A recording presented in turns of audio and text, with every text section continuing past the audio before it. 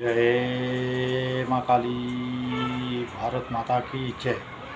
भारतवासियों, माँ माटी मानुष कर कर के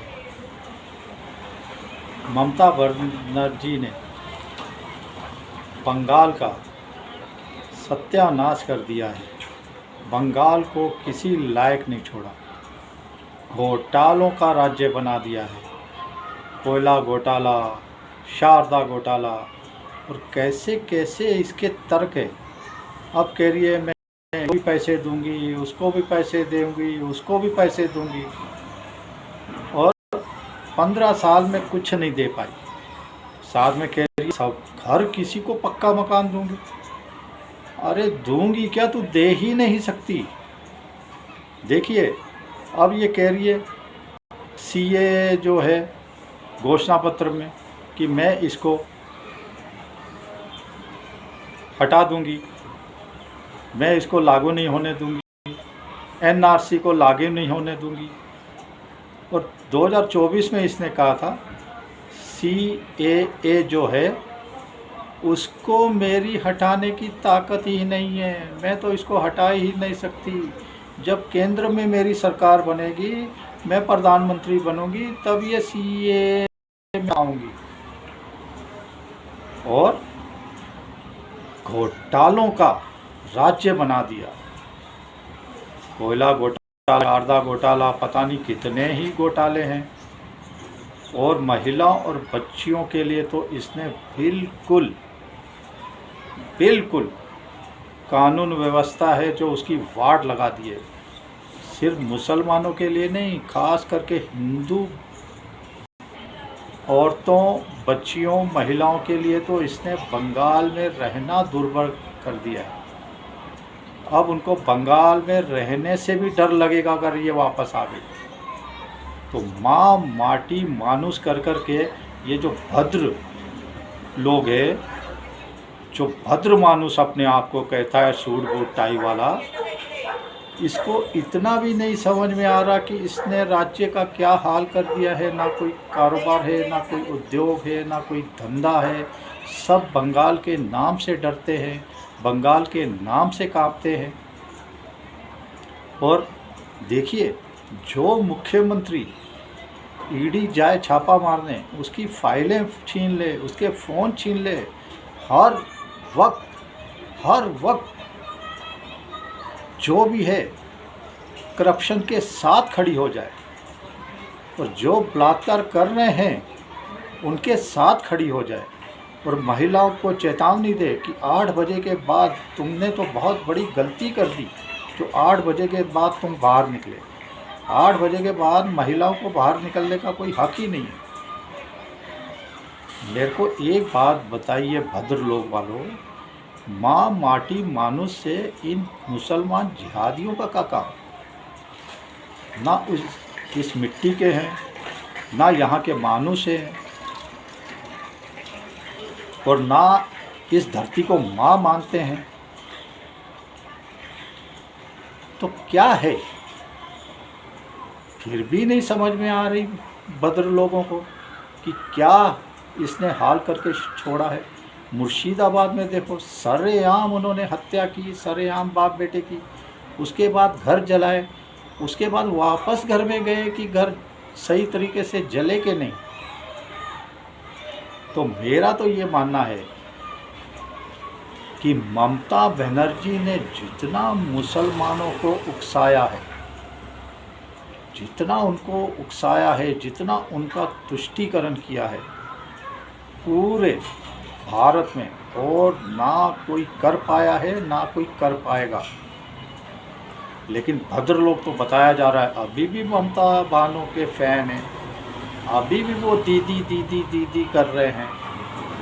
तो ना ये सड़कें दे पाई, ना उद्योग धंधे दे पाई, ना रोजगार दे पाई।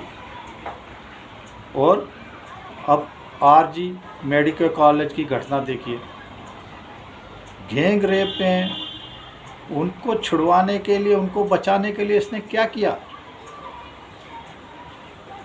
और जो इसका जिहादी एक लाडला था, इसका पिल्ला था, उसने कई महिलाओं के साथ बलात्कार किया, वो तो आपने सीन भूले नहीं होंगे। तो अभी भी मेरा निवेदन है, भद्रलोक वासियों जाग जाइए। ये इतनी डेंजर है, ये इतनी डेंजर है ममता भानो, ये आपको कहीं का नहीं छोड़ेगी। मैं फिर से याद दिलाता हूँ, इसने कहा कि मैंने मुस्लिम कट्टरपंथी जिहादियों को रोका हुआ है, अगर मैं नहीं रोकूं तो ये तुम्हारे को 10 मिनट के अंदर काट पाट के फेंक के तुम्हारे टुकड़े टुकड़े कर देंगे। मतलब ये इतना डरावना संदेश हिंदुओं को दे रही है, भद्र लोक को दे रही है, भद्र मानुष को दे रही है। लेकिन ये तो फिर भी मतलब मुझे नहीं लगता कि जागने की कोशिश।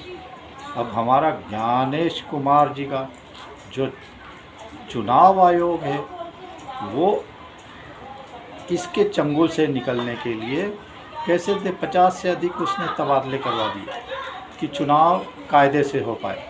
तो मेरा मानना है कि ये चुनाव बहुत कायदे से होगा।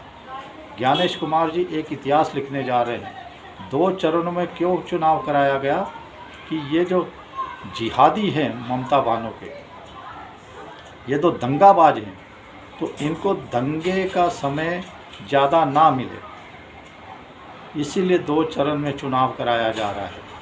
और साथ में मैं फिर से कहता हूँ, देखिए मंदिरों में जो प्रसाद का ऑर्डर किसको दिया, जिनका प्रसाद से कोई लेना देना नहीं है, कट्टरपंथी मुस्लिम जिहादियों को दिया। इसने प्रसाद का ऑर्डर कि तुम थूको मुतो जो भी करो प्रसाद में, लेकिन प्रसाद तुम ही मंदिरों में पहुंचाओगे। तो हिंदू मंदिरों में भी मुस्लिम जिहादियों को वहाँ का चेयरमैन अध्यक्ष बना दिया। तो इससे डरावना क्या हो सकता है भारतवासियों, और क्या कर सकती है ये आपके बुरे के लिए। लेकिन एक बात मैं भद्रलोक आपको बताना चाहता हूँ कि ईरान देखो क्या कर रहा है, ईरान से सीखिए। ईरान कह रहा है कि कोई उम्मा नहीं है, मेरा कोई मुस्लिम बरदराना नहीं है, मुस्लिम बरदराना से मेरा कोई ताल्लुक़ नहीं है, कोई मेरा उम्मा नहीं है, तेरा मेरा रिश्ता से मेरा कोई नाता नहीं है। ये जो है ढकोसला है, ढकोसला। इस बात की तो मैं कदर करता हूँ, इस बात पे तो मैं ईरान के साहस की दाद देता हूँ।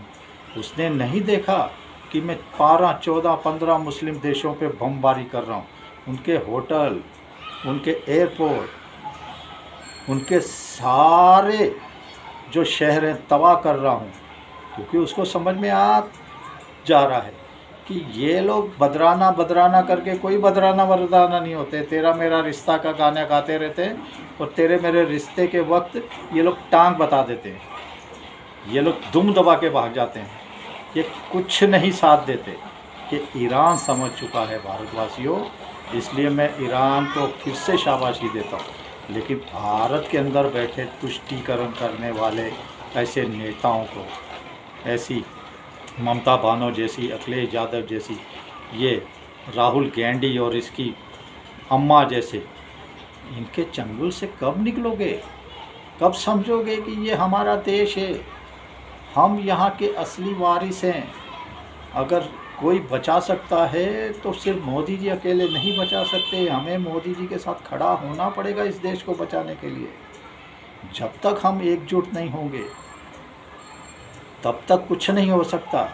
मेरा तो बंगाल वासियों से निवेदन है, जितना बुरा बंगाल का ममता भानो कर चुकी है, इससे आगे मत लेके जाइए, नहीं तो आपकी धज्जियाँ उड़ेंगी, आपके चिथड़े उड़ेंगे।